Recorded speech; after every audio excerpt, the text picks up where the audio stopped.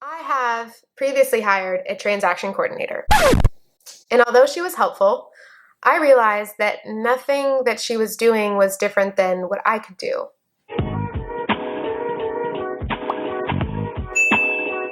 What up, YouTube? Welcome back to my channel. I am Natalie, your creative agent, and today we're talking about what happens from contract to close. Yes,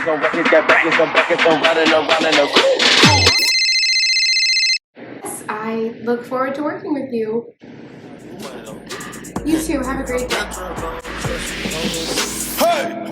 Raindrop, drop top, smoking, no cooking, the hot pot, fucking on your bitch, yeah, that, cooking up dope in the crock pot. You finally got an offer accepted. Congratulations. I know you've been writing them like crazy in this market and it hasn't gone according to plan. But now you're under contract and you're wondering what happens from now until closing date.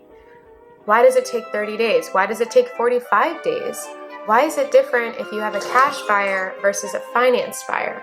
In this video, I'm going to talk about all those things and more, including how to be your very own transaction coordinator. Save your money, ditch your TA, and do it yourself. One of my favorite resources for this process is Paperless Pipeline. I'm provided it through my brokerage, so it is free to me. I'm not sure if it's free to everyone else, but it's great. You can set up a new transaction, whether it be a listing of yours or something that you just went under contract with, and then it just populates a to-do list within the platform. So it sets it all up for you. It's great. It's awesome. Things I like to use: bright flashcards. I like bright flashcards because they just scream important. Take a flashcard, take your contract, set them down on your desk and go word for word, line by line, what dates are on there, and list them on this in chronological order.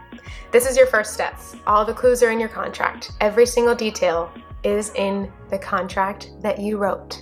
Starting with the effective date. Now, if you don't remember this from your course, your effective date is actually day 0.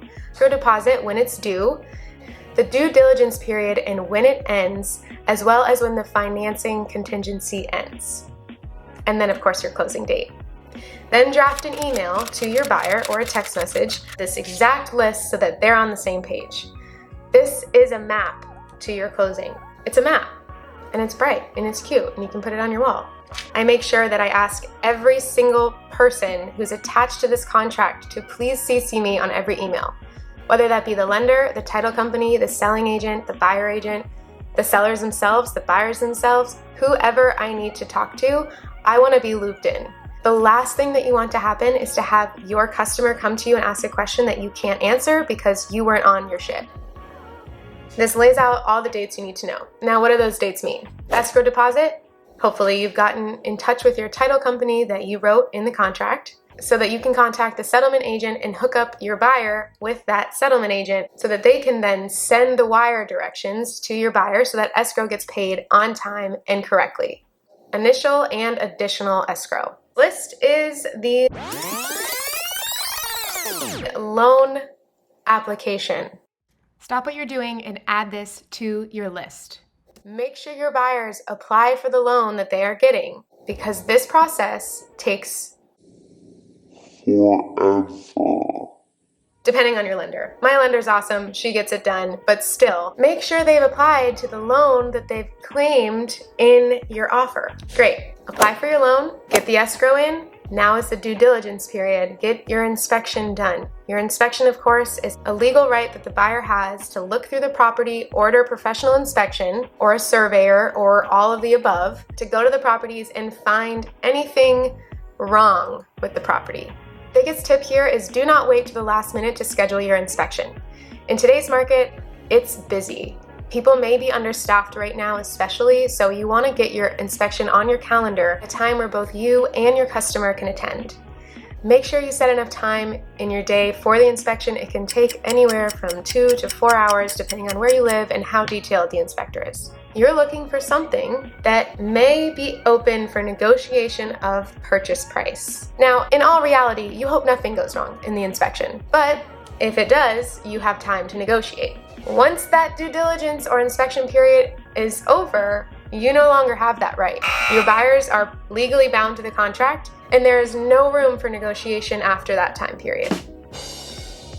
Something I like to do as a little touch, I like to personally order the inspection. I like to confirm the receipt, and of course I show up at the inspection. I invite my buyers, I invite their kids. I will sometimes try to make it fun with a board game or something because inspections can be long and a little tedious.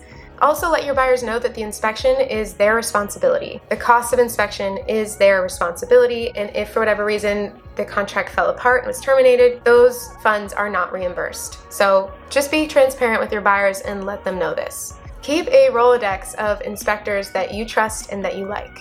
Get that done as soon as possible. Okay, inspection went, it's all good, you're moving forward, and now you have like 2 more weeks or more until you close, and you're thinking to yourself, what's taking so long? What are they doing back there in the contract world? They're getting approved for financing. This is the thing that takes the longest. If your buyer is using financing, the banks take a while.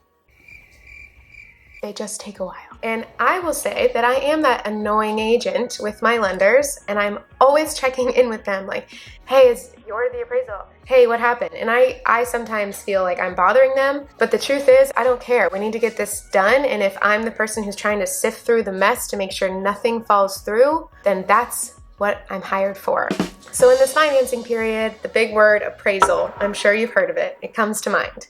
Well, your buyer's lender is going to order an appraisal. The appraisal will be performed at any given time, and when that appraisal report comes back, if it is indeed lower than the purchase price, meaning the bank will not buy the property for what the market is saying the property's worth. They're on 2 different levels. So this is why it's really important to know your market, know your buyer, and know exactly the comparables to this property, because if it's not appraised, then you're in a whole nother mess. You've wasted time, your buyers are unhappy, and you just feel like an idiot.